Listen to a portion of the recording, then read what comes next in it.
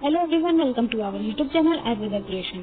आज हम शुरू करेंगे अष्टांग हृदय का चैप्टर नंबर 2, जिसमें जो आता है दिनचर्या। दिनचर्या में सबसे पहले हम आयुर्वेद का प्रयोजन देखेंगे। स्वस्थ के स्वास्थ्य को बनाए रखना और रोगी के रोग को दूर करना ही आयुर्वेद का प्रयोजन है। इन दोनों प्रयोजनों की प्राप्ति हेतु आचार्य ने दिनचर्या, ऋतुचर्या, रोग उत्पादनीय अध्यायों की रचना की, जो क्रमशः अध्याय 2, 3 व 4 है। दिनचर्या अध्याय में मनुष्य के दैनिक क्रियाकलापों का विस्तृत वर्णन किया गया है, जिससे न केवल शारीरिक बल्कि मानसिक स्वच्छता व निरोगता बनाई जा सके। अर्थात दिनचर्या में जो हमारी रेगुलर की एक्टिविटी होती है उसका वर्णन किया गया है, जो हमारे स्वास्थ्य मानसिक और शारीरिक दोनों तरह के स्वास्थ्य को बनाए रखती है और निरोगता को उत्पन्न करती है। इसमें सबसे पहले आता है ब्रह्म मुहूर्त। आयु की रक्षा के लिए ब्रह्म मुहूर्त में उठना चाहिए। ब्रह्म मुहूर्त अर्थात रात्रि के अंतिम पहर का अंतिम मुहूर्त ब्रह्म मुहूर्त कहलाता है। एक मुहूर्त अर्थात 48 मिनट। अगला आता है दातून। शरीर की जीर्णता अजीर्णता का विचार कर मलो उत्सर्ग करें, तद उपरांत दातून करें। अर्थात शरीर की जीर्णता अर्थात जो आहार विहार का हमने सेवन किया उसका जीर्ण हो गया है या नहीं, इसका विचार करके ही हमें उठना चाहिए। उसके पश्चात मल का उत्सर्ग करना चाहिए। उसके पश्चात हमें दातून का सेवन करना चाहिए। दातून जो होती है वो कंचकी उंगली के समान मोटी होनी चाहिए, सीधी होनी चाहिए, लंबाई इसकी 12 अंगुल होनी चाहिए, अग्रभाग से कोमल होनी चाहिए। प्रातः काल व दोनों समय भोजन के उपरांत करनी चाहिए। दातून में कटु तिक्त कषाय रस वाली होनी चाहिए। अर्घ, वट, खरीर, करंज, अर्जुन इन वृक्षों की होनी चाहिए।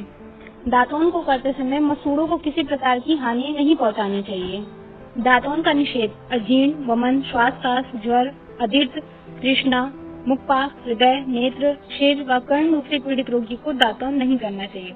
अंजन। आचार्य ने 2 प्रकार के अंजन का उल्लेख किया है। सौवीर अंजन नेत्रों के लिए हितकारी अंजन, जिसका प्रतिदिन प्रयोग करे उसे सौवीर अंजन कहते हैं। रसांजन नेत्र तेजों में जिनको विशेषकर कफ से अधिक तकलीफ होती है, अतः कफ को श्रावित करने के लिए रसांजन का प्रयोग 7 रात्रि में 1 बार करें। अर्थात नेत्र जो की है अग्नि प्रधान होती है, उसे कफ से भय होता है, क्योंकि दोनों एक दूसरे के विरोधी होते हैं। इसीलिए हमें रसांजन का प्रयोग 7 रात्रि में 1 बार करना चाहिए।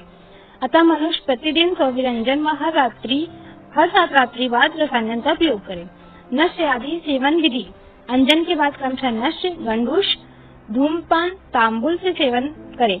नश्य अर्थात जो नाक के द्वारा औषधि दी जाती है उसे नश्य कहते हैं। गंडूष औषधि को मुख में इस प्रकार धारण करना चाहिए कि आंखों से अश्रु का साव होने लगे, उसे गंडूष कहते हैं। धूमपान फिर तांबुल अर्थात पान का सेवन करना चाहिए। तांबुल का निषेध छत, रक्तित, वृक्ष प्रकृति वाले, नेत्र रोगी, विष, मूर्छा, मद व शोष रोगी को तांबुल का सेवन नहीं करना चाहिए। अव्यंग से बुढ़ापा, थकान, वायु नष्ट होती है, दृष्टि निर्मल होती है, शरीर पुष्ट होता है, आयु बढ़ती है, नींद अच्छी आती है, त्वचा निर्मल होती है व शरीर पुष्ट होता है। अव्यंग को मुख्यतः सिर, कर्ण व पैरों पर करना चाहिए। सिर, कर्ण व पैरों पर नित्य हमें अभ्यंग करना चाहिए। सिर पर अभ्यंग करने से खालित पालित अर्थात बालों का गिरना, बालों का सफेद होना, सिर के रोग नष्ट होते हैं। कर्ण पे हमें तेल डालने से कर्ण के सारे रोग नष्ट होते हैं, बाधिरता खत्म होती है। पैरों पर तेल लगाने से नेत्रों की दृष्टि बढ़ती है और नेत्र रोगों से मुक्ति मिलती है। अभ्यंग का निषेध कफ पीड़ित व्यक्ति में शोधन कर्म के पश्चात व अग्रिम रोगों में अभ्यंग नहीं करना चाहिए।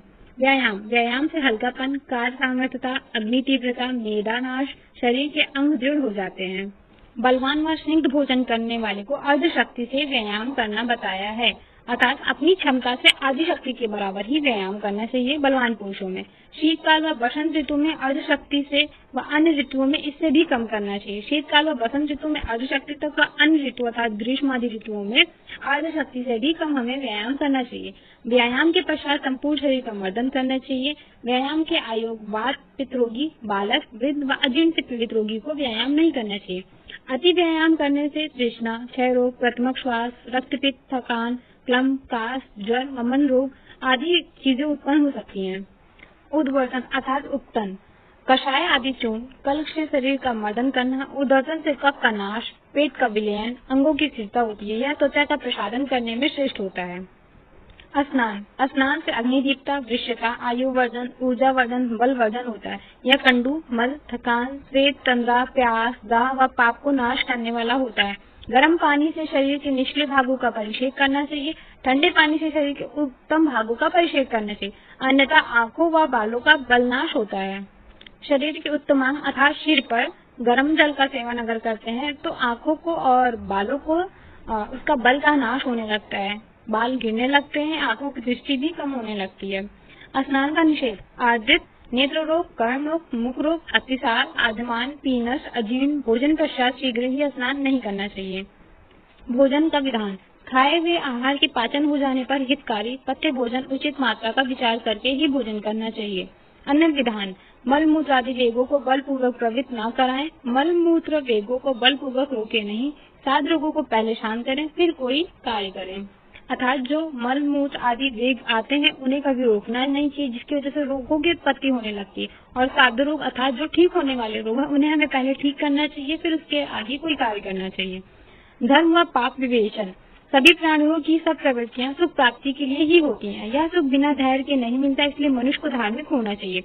दशविध पाप कभी ना करें, हिंसा, चोरी, चुगली, कठिन वचन, झूठ, असंबद्ध वचन, ईर्ष्या, नास्तिकता, दूसरों को हानि पहुंचाने का विचार, पर नारी से संबंध, ये 10 पाप मन, वचन, वतन से मनुष्य को नहीं करना चाहिए। शारीरिक, मानसिक व कायिक तीनों तरीकों से नहीं करना चाहिए। सद्वृत, सद्वृत का अर्थ होता है धर्म का पालन का व्रत, अर्थात अच्छी चीजों को करना सद्वृत में आता है। इससे आचार्य ने संक्षेप 4 प्रकार बातों पे सारा ही सार वर्णित किया है। सभी प्राणियों में दया भाव, त्याग भावना, शारीरिक, मानसिक व वाचिक चाकुलता का त्याग, दूसरों के कार्यों में भी अपने कार्यों जैसे समानता व कुशलता दिखाना, इन धर्मों में सभी धर्मों का समावेश हो जाता है। इसी प्रकार हमारे दिनचर्या की जितनी इम्पोर्टेंट चीजें थी वो खत्म हो गई हैं। अगला